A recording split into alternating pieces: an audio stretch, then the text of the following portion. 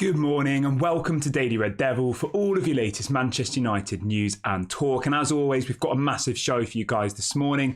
Before we jump into that, please do smash a like on the video and please do subscribe to the channel if you are new. So we will, of course, be talking about the Eric Bailly story, which has just come out in the last couple of minutes. Big bit of breaking news around Eric Bailly. We will also be talking about Jadon Sancho, about where his future lies. Will he be leaving the club in the coming weeks? Also talking a little bit about the Anthony situation. Obviously, anybody who watched the videos yesterday will know what's happening, but we'll talk a little bit more about that in a minute. We'll also be talking a little bit about... there's a bit of a story coming out about the takeover, which I'll mention as well. But yeah, lots to get into. Please do get involved in the comment section. Please do let me know your thoughts on everything we discussed today. And let's jump straight on into it. So let's start off with the Eric Bailly news. Now, this is coming out from the club itself. It's coming out from everybody. We can officially confirm that Eric Bailly has moved to Besiktas in Turkey as a free agent. So no money. We've got no transfer fee for him. He's gone. Eric Bailly's gone to Besiktas. That's a done deal. It's been confirmed by Manchester United. They've put up a statement on their website thanking him for everything and all the rest of it. But there is £0 has been received by Manchester United. Nothing. We've let him go for zero. I mean, after the performance on Sunday, right? After watching Johnny Evans and Harry Maguire be our defenders, it does confuse me a little bit why we've let him go for no money. I know a lot of you in the chat were saying yesterday, like, is Eric Bailly really any worse than Johnny Evans? 29 years of age, Eric Bailly versus 35-year-old Johnny Evans. And you know what? I had to have a good, long, hard think about this morning before I came on the video, because when you look at it black and white, he's not. He's not any worse than either of them. Eric Bailly is as good as Harry Maguire or Johnny Evans, 100%. But I think what this all boils down to is mentality. This is what we're seeing with Erik ten Hag. Some people like it, some people don't. But if a player doesn't give 110% on the training pitch and all the rest of it, he simply won't pick them. And if they keep doing that, then he'll just completely freeze them out of the squad. And that's obviously what's happened here with Eric Bailly. It's not that he's a bad player. I would say he's a better player than Harry Maguire and Johnny Evans. But from what I'm hearing and from what I'm reading, apparently, his performance levels on the training field and all the rest of it, his injuries and all that stuff, Erik ten Hag's just rubbed his hands with him and he's let him go. So, yes, it's confusing. I would say that when he was in good form, Eric Bailly was a decent player. He hasn't played football for Manchester United for 2 years, though, please remember, right? He was injured for a long time. He then went out on loan. So he hasn't actually played a game of football for Manchester United. I think it's since 2021. So, yeah, December 2021 was his last appearance for Manchester United. So nearly 2 years.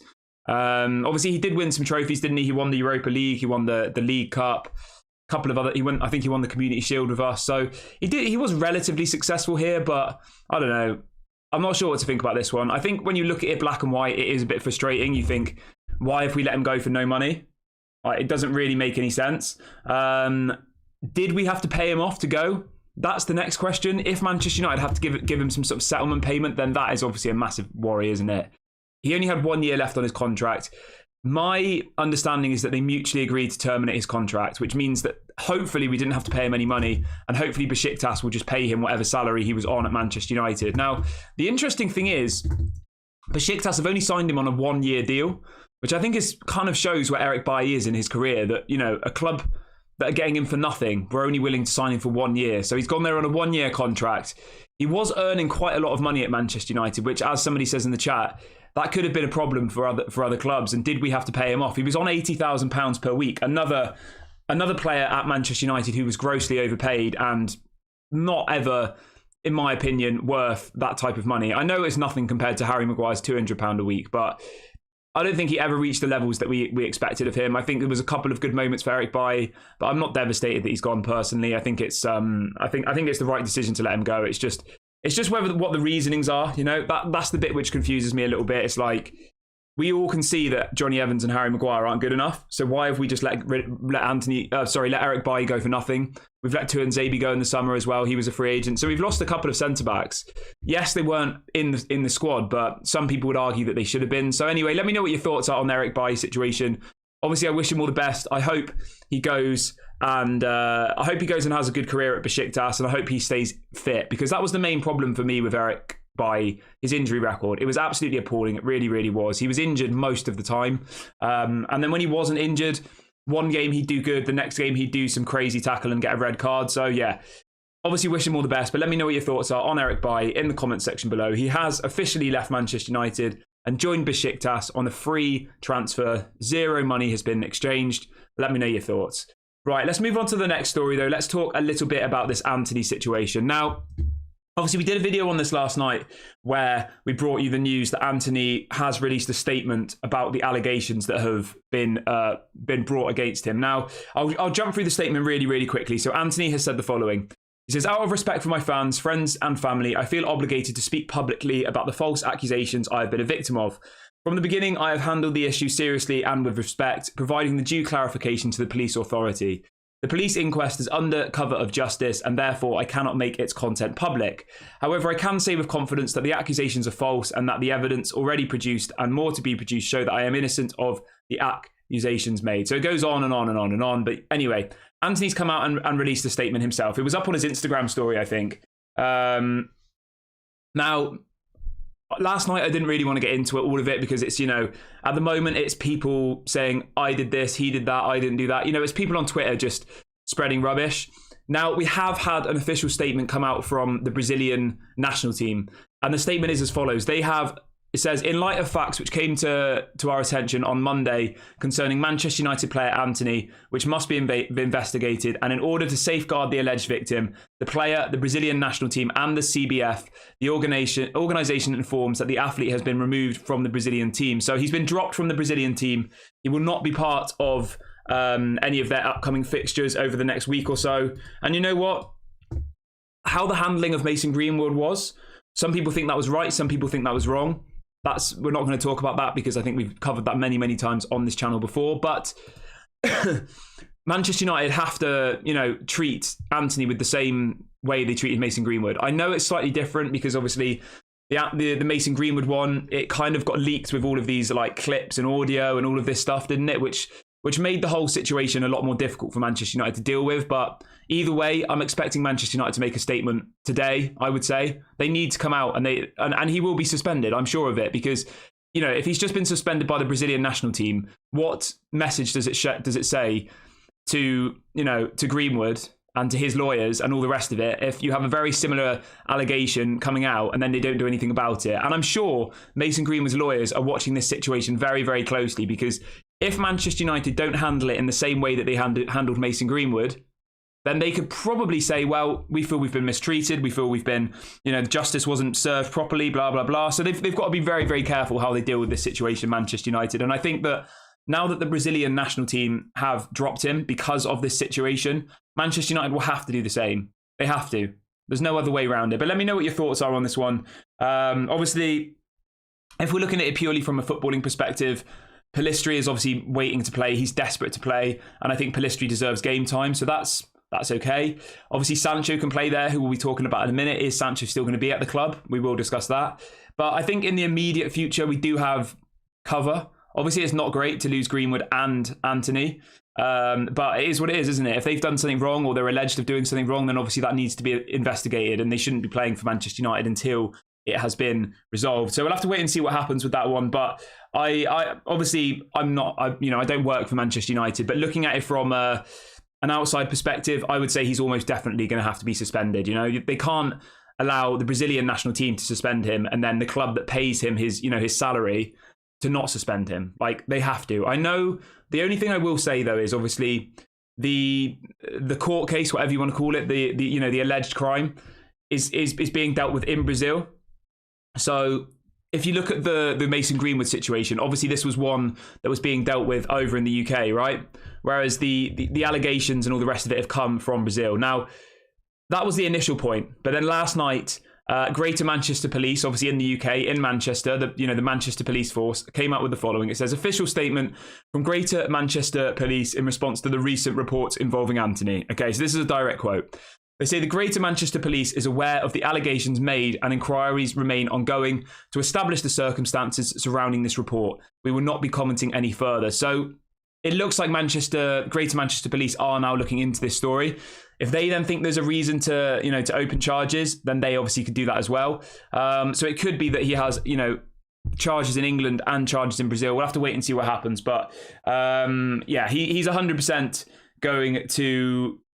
Well, he's been dropped by the by the Brazilian team, hence the video title. And I would say that I'm almost certain he'll be dropped by Manchester United. And I think they'll have to do it quickly because I know they're supposed to stand by their player and stuff, but I think as soon as the Brazilian national team did it, I think the Manchester United have to follow suit.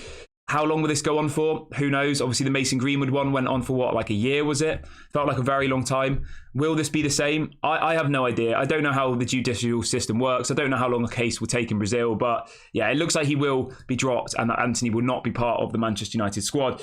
But let me know what your thoughts are on this one. Obviously, from a footballing perspective, as I said, we do have cover. I think Pellistri will come in and hopefully he'll take his opportunity and hopefully he'll be good. I think he's hungry. I think he's got the potential to be a world-class player, genuinely. And that's what we need. We need people to come in and who are hungry. Whether he can do the defensive work, I'm not sure. We'll have to wait and see. But it is what it is. We've just got to get on with it, haven't we?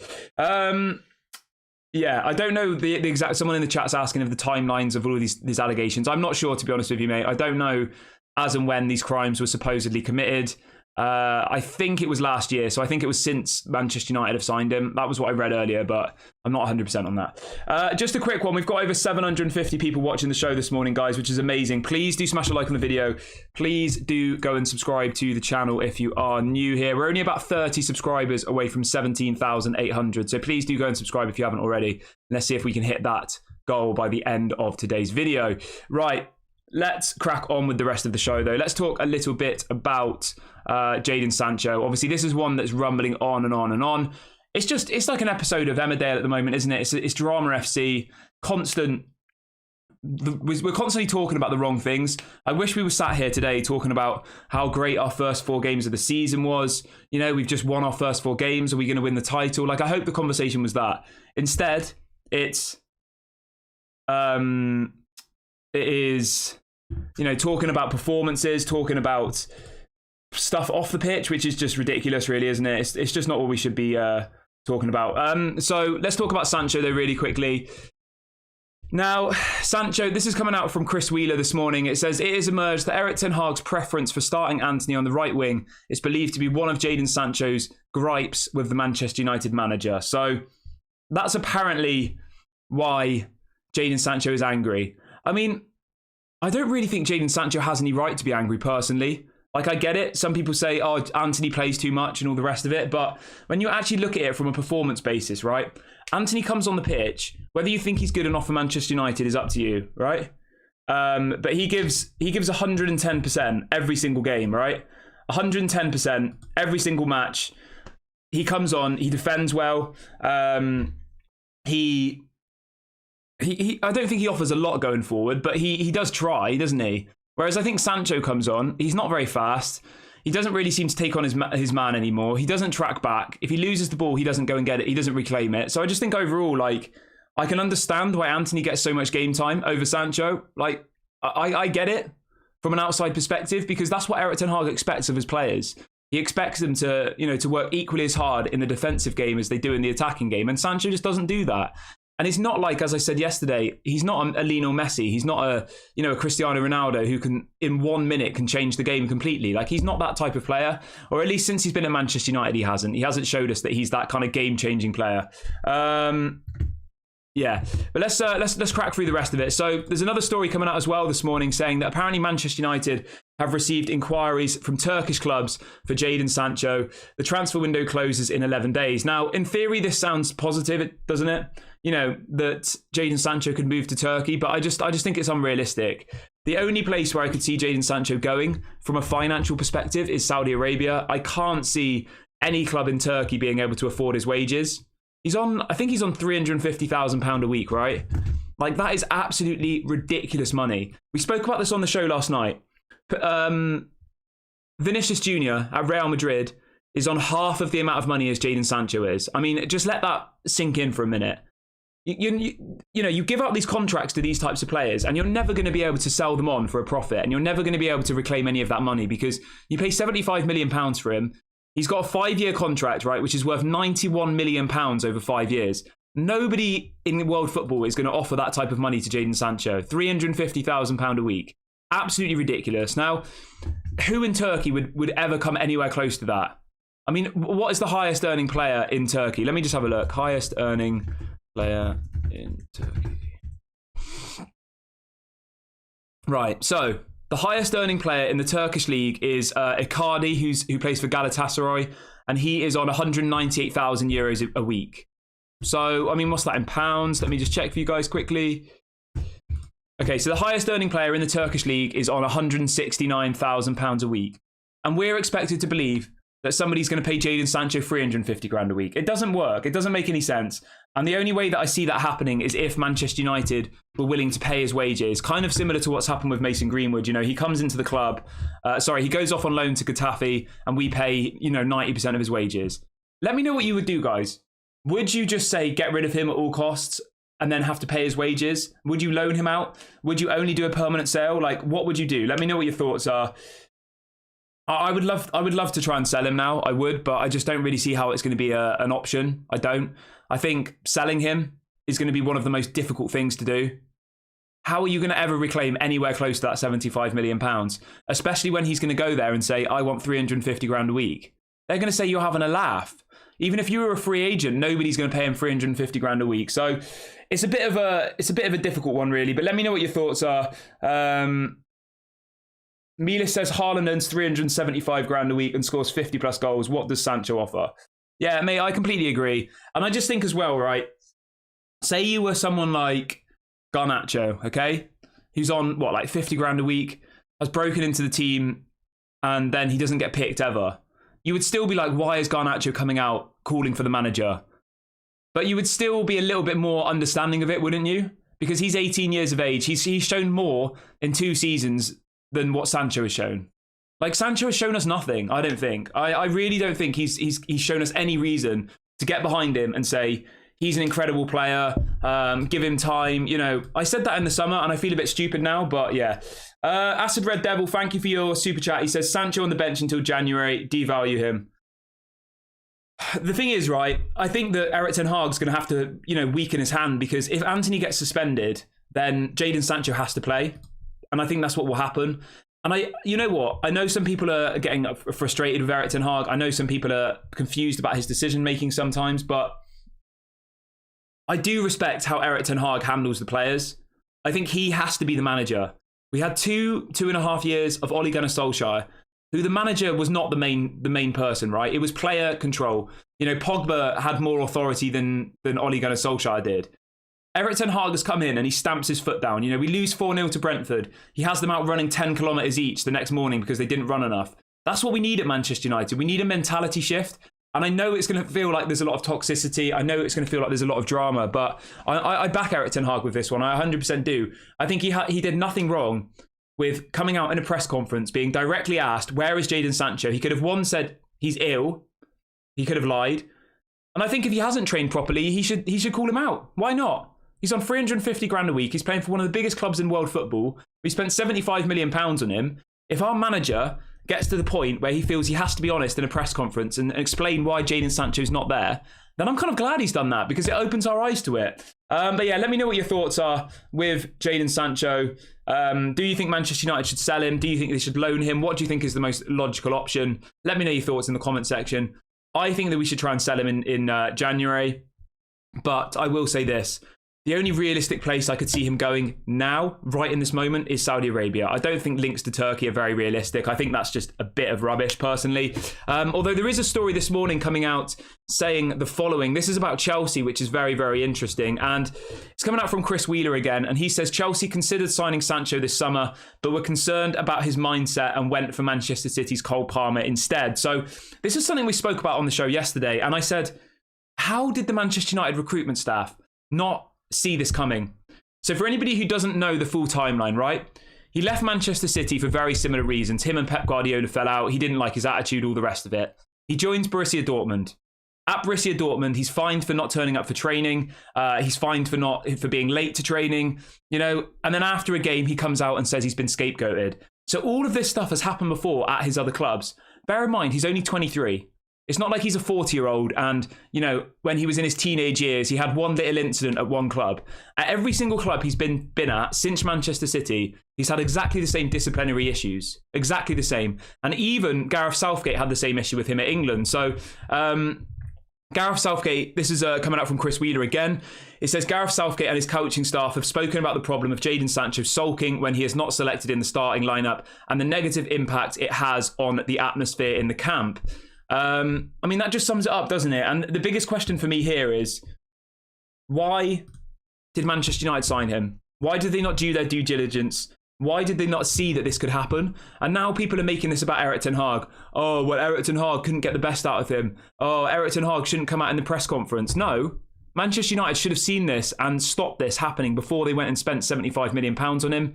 Like, I don't get it. It really, really does confuse me. I was really excited when Jadon Sancho came in. I was. But to be honest with you, I didn't know any of this stuff about what, his attitude was like in the past. I had no idea that, he'd been fined by Dortmund. He didn't turn up for training. He was late for training and all the rest of it. And there's another story coming out from Paul Hurst this morning saying the following.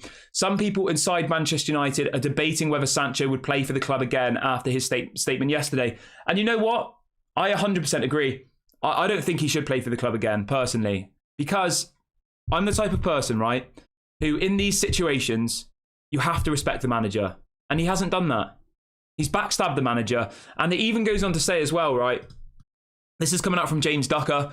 Every single journalist in the UK is talking about this story at the moment, as you can imagine. James Ducker has said the following. Ten Hag is bitterly disappointed by Sancho's actions, given the lengths to which he has gone to try and help kickstart Sancho's career since taking over as Manchester United manager. And you know what? I completely back that statement. 100%, right? Obviously, Sancho was going through stuff last year, mentally, which I think Ten Hag dealt with incredibly. He wasn't injured. He sent him off to the Netherlands for 2 or 3 months to get away from football and to, get back to some level of normality mentally. That is the best thing that a manager can do. I rate that so much. I really do. Just from a human perspective, let alone footballing. To listen to your player and know that he's in a bad moment in his head and to say, look, go away, have some time away, get back to 100% and then come back. So he does that, right? And then he just lets him down. The story then goes on to say that Ten Hag feels badly let down by Sancho's behaviour, given the lengths to which he's gone to try and kickstart his career. It says they're unlikely to be any face-to-face talks in the coming days due to the international break. So it looks like this is just going to be one that rambles on over the next kind of week or so. We're going to keep hearing stories about it. I'm sure there'll be more bits coming out from Sancho's side, more bits coming out from Erik ten Hag's side. And it's just a complete mess. It really, really is. And if we could get him off to Saudi now, I would do it 110% because I don't think he would be a loss. He doesn't even play. When he does play, he comes on for 10 minutes. Ole Gunnar Solskjaer brings him in. He doesn't play him either. I think the right decision is to let Jadon Sancho go and then reinvest the money in another forward player in January. That would be the best option for me. But let me know what you would do with Jadon. One final bit before we move on to the next bit of the show. Rio Ferdinand has also been talking about the situation. And Rio has said this. He says there's only 2 ways this situation ends. The Saudi transfer window is not shut yet, or you're sitting on the bench or not getting in the squad for the rest of the season. So Rio Ferdinand has absolutely slammed the book on Jadon Sancho. He's saying either you get rid of him to Saudi Arabia or he doesn't play. That's what Rio seems to think. And you know what? I agree. You can't have somebody walking around the training pitch, right, who's just got away with publicly outing on Twitter the manager. Like, that cannot happen in any form of life. Imagine if you did that to your employer. Imagine if you got home from work and started slagging off your manager at work, wherever you work, on Twitter. Like, that should never happen. You'd be fired. You would. I'm pretty sure you'd be fired in most jobs if you did that. If you said, my manager's a liar, he's not telling the truth, blah, blah, blah, I'm being scapegoated and all the rest of it. If you go and speak to your HR person, yes, they'd have that conversation because you've done it in the right way. They'd sit you both down, you'd have a conversation, and they would try and sort a solution, wouldn't they? But putting it up on Twitter, putting it up on social media, that is literally the worst possible thing you can do. Now, obviously, looking at it from the other perspective, he is still very young. People do make mistakes. Can he come back from this? I don't think so, personally. I don't think he can come back from this. I think if he had come into this club and given 120% every single game, and really, really proved his price tag, then maybe you could come back from it, maybe. But even then, I think it would be very difficult because the respect with the manager would be gone. But based on the last 2 years of him being here, it just doesn't seem to work for me. But let me know what your thoughts are. Yeah, Barman says, Kieran, why do you think this happens with players our club recruited? You know what, mate? As I said earlier on the show, I think this does all boil back to the recruitment. It boils back to the CEOs, the Ed Woodwards, they don't obviously do their due diligence properly. You see Manchester City, right? They're mentality monsters because they bring in the right profile of players. You have João Cancelo, who in my opinion is one of the best, if not the best left back in world football. Maybe not now, but he was when he left Manchester City. Him and Pep Guardiola fell out because I believe Cancelo was getting frustrated that he was getting dropped and all the rest of it, right? And Pep just gets rid of him. He's on loan at the moment to Barcelona. In my opinion, he would get in every single team in the Premier League, probably including Manchester City. He's probably better than what they've got at the moment. And he got rid of him without even a blink of an eye, for no money. They've just loaned him out. And that's the kind of mentality that Manchester United should have. And I think that's the kind of mentality that Erik ten Hag is trying to bring in here. So maybe we do just loan him out. Maybe they say, you know what, let's rub our hands of him. Yes, we're going to have to pay half of his wages. Let's loan him out to Turkey and let's be done with it. I would do that because otherwise, as people are saying in the chat, do then the conversations start coming? Is Erik ten Hag losing the dressing room? That those conversations start happening, and we don't want that to happen. If he's in there disrupting the rest of the dressing room, speaking behind his back, saying, "Oh, I don't rate Erik ten Hag. He picks him over him." Blah blah blah. Like that's not what we need. We've had far too much toxicity at this club, so I would just get rid of him. I would. But let me know what your thoughts are. Somebody says Pep Guardiola can buy, mate. Erik ten Hag can't. I mean, you say that, but did he replace him in January? He didn't, did he? He didn't get a replacement for him. Yes, well, I mean, I think they played Aki at left back, don't they? Is it Aki? Anyway, they play a centre back at left back. I get it. Manchester City are in a different position to Manchester United. I get that. They have a wealth of centre backs who would get into pretty much every team in the Premier League. So they do have options. It's easier for Pep Guardiola to get rid of players and say, you're out of my plans, goodbye, than it is for Erik ten Hag. But I think that's the standards we need to have here. This wouldn't happen under Alex Ferguson. He wouldn't let somebody come out in the public domain and slag him off. He wouldn't. Like we saw that happen with Roy Keane, didn't we, at the end of his career? Somebody's saying Chris Wheeler's just tweeted about it. Let's have a look. So Chris Wheeler has said the following. Oh God, it's just one thing after another. So Chris Wheeler's just done a big story saying that Jadon Sancho's timekeeping exaggerates his bosses. Training levels are not up to scratch for club or country. England give him wide berth over sulking and Chelsea snub moves. So it says Jadon Sancho's timekeeping has become a problem for Manchester United. I mean, to not even be able to arrive to the training field on time, I mean, that is an absolute disgrace. £350,000 a week and you can't even turn up for work. Like that I have no respect for that whatsoever. That for me, if I was Erik ten Hag, that would be the final straw. I'd just be like, you're not turning up on time. I don't want you here. Goodbye. That would be, even if he was literally unbelievable on the pitch, if he couldn't even turn up on time regularly, like ridiculous. So it says the last time Erik ten Hag noticed the dip in Jadon Sancho's training levels, the Manchester United manager put an arm around the player's shoulder and ushered him away from the spotlight to deal with his physical and mental issues, which was the correct decision. So this has already happened once last season. It goes on to say Sancho trained alone for 8 weeks during the World Cup in December, including a spell in a safe surroundings of Dutch amateur club Rosmalen, where he worked with coaches trusted by Erik ten Hag. He did not play for United for more than 3 months. So he didn't play for 3 months.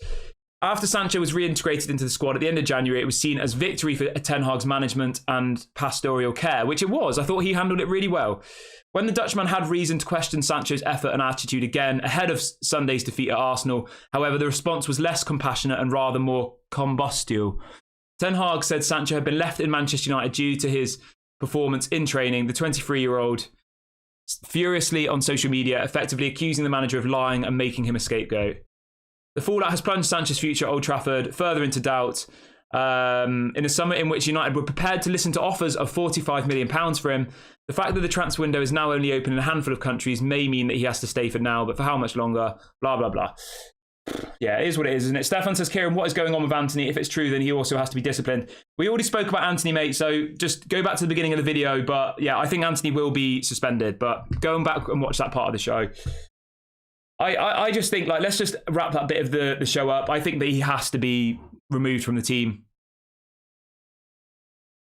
If he's not even turning up for training on time, and then when he gets there, he's not even training properly, like, that is just not acceptable for me. That is like an absolute disgrace. It is. And then even when he plays for Manchester United on the pitch, he doesn't work hard enough for me. He doesn't track back. He loses markers. He doesn't look like a particularly good player. Like, yeah, I would just get rid of him. I would. I've kind of made my mind up since the beginning of the show. I thought, I thought at the beginning, like, this is a very difficult situation to handle. How do we deal with it financially? Would we get the money back and all the rest of it? But for me now, I would just rub our hands of the situation. Erik ten Hag didn't buy the player. He's tried to make it work. He did everything he could last season to support Jadon Sancho, and he's not done anything to repay him. So even with this Antony situation, even with the possibility of Antony being suspended by Manchester United, I'm getting rid of him. Somebody says Sancho has done nothing. I mean, how has Sancho done nothing? We've just spoke about what Sancho has done, mate. He's definitely done something because we've just been talking about it for the last 20 minutes. Yeah, I mean, and Fred, like, thank you for bringing that up, actually, right? So Fred has just brought up that wasn't Sancho suspended for being late. So if anybody remembers, right, flashback to last season, we were playing Wolverhampton Wanderers away from home. Sancho was in the best form of his... Rashford was in the best form of his life. People were saying that he was as good as Kylian Mbappe. People were saying that he could win the Ballon d'Or. He was scoring goals for fun. He turns up late, apparently, to the team meeting before the Wolves game. Okay? Erik ten Hag drops him. At half-time or at full-time, I think he brings him on in like the 60th minute, doesn't he? And Erik ten Hag's asked at the end of the game, why did you not start Rashford? And he says, he was late to a meeting, and I benched him. And that's the right thing. That's the mentality that we need to set here. It needs to be about the manager, the club, not about the players. It can't be player FC. And if those players throw Erik ten Hag under the bus again, like they did with Mourinho, like they did with Ole, like they did with Rangnick, just remember who this is on. It's on the players. It's not on the manager. Arthur says Erik ten Hag should deal with all those viruses without the dressing room because it's not healthy for us. We love Manchester United, and Manchester United is bigger than all of us. Send Sancho away. Mate, I agree with you 100%. I do. Somebody else says, how can you say Sancho has done nothing? I mean, really? Name me 5 performances where Sancho was world class since he's been here. I honestly could probably not even name one. He shows the occasional moment of magic in a game. Occasional. Probably 1 in 20 games. Stefan says, right now, we'll need to keep Sancho till January. Sancho has done nothing to prove himself. He's not learned. Yeah. I mean, we'll have to wait and see. If an offer comes in from Saudi now, I would definitely get rid of him. Mark says, Rashford as good as Mbappe. Yeah, I'm not saying he was, but you remember people on Twitter were saying, at that one point for about a month last season, he was scoring goals for fun, wasn't he? And everyone was saying, he's incredible. He could win the Ballon d'Or, blah, blah. Obviously it was overhyping him, and then he did start going down. Mila says, Pogba's failed a medical in Turkey.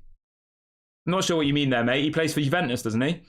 Josiah says, Erik ten Hag says, everyone at United has to perform, but it's different on the pitch.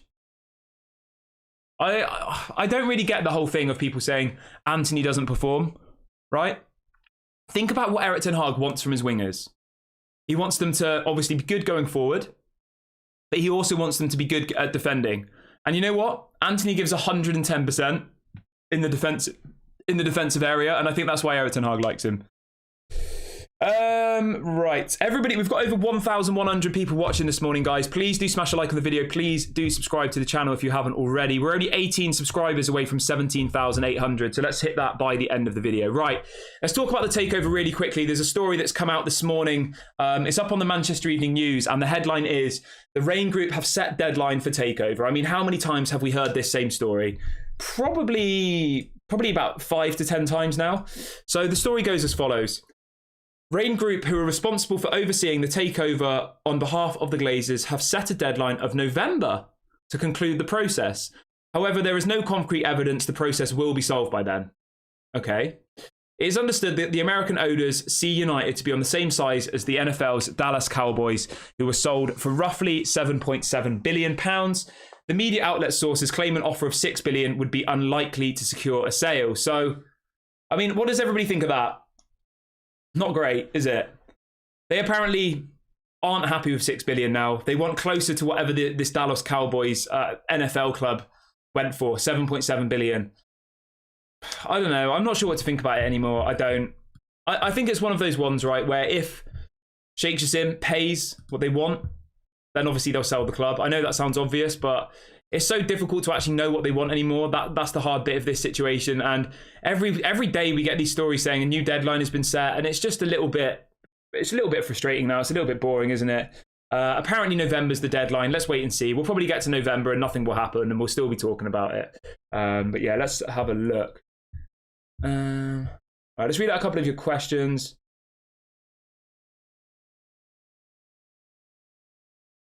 Somebody says, how many times has Anthony performed poorly and never got dropped?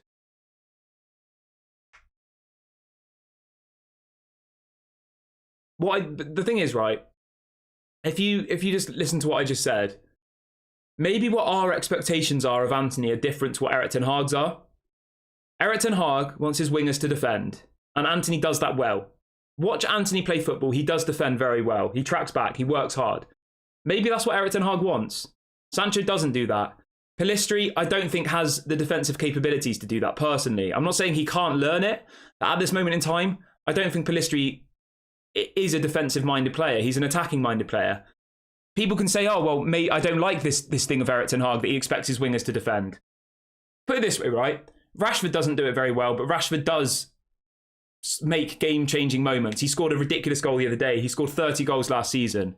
You can't have two wingers on the pitch who refuse to defend. If you've got Sancho and Marcus Rashford, who both don't really track back, you're going to get absolutely battered by teams. And we saw that happen last season. So, yeah, that's why I think he plays. People saying he has to play because he costs so much. I mean, that is obviously the other part of it. Erik ten Hag did bring in Anthony for what was it, £80 million? He has to make it work. Whereas Jadon Sancho was brought in by Ole Gunnar Solskjaer. He's tried to make it work. Yeah, but look, listen, all right. I'm not by any means saying that Anthony is this world-class player. I don't think he is. I think he's average. There's probably 10 wingers in the Premier League I'd rather have over him. I'd rather have someone like Mitoma, definitely. I'd rather have Saka, Martinelli. There's plenty of wingers in the Premier League who are better than Anthony. I'm just saying, at this moment in time, I can see why he's picked above Sancho. That's all I'm saying.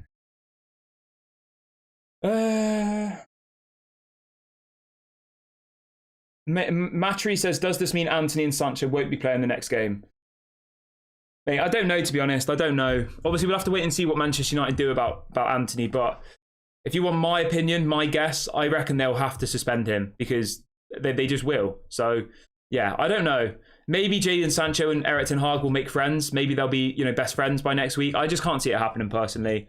As soon as the relationship breaks down in this way, as soon as the trust is lost, that's when it becomes an issue. And from all of these stories we're hearing this morning, the relationship has broken down. But let's see if I've got any more questions before I end the video.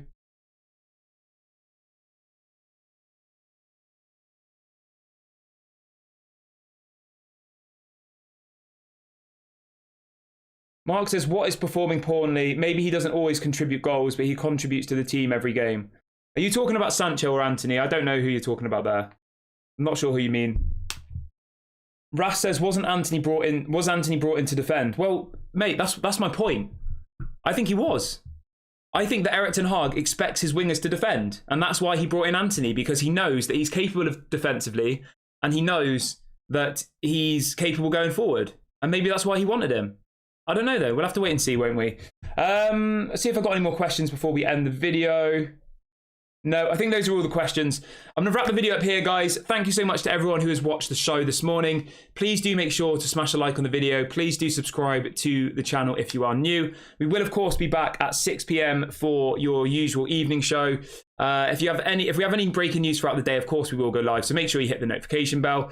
Thank you so much for watching. This has been Daily Red Devil. I've been Kieran, and I'll catch you all later.